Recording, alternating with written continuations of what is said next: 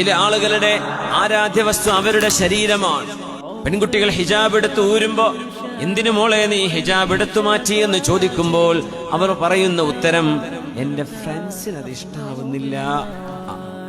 ചിലര് പറയും, അതിട്ടിട്ട് എനിക്കൊരു ഭംഗി തോന്നുന്നില്ല.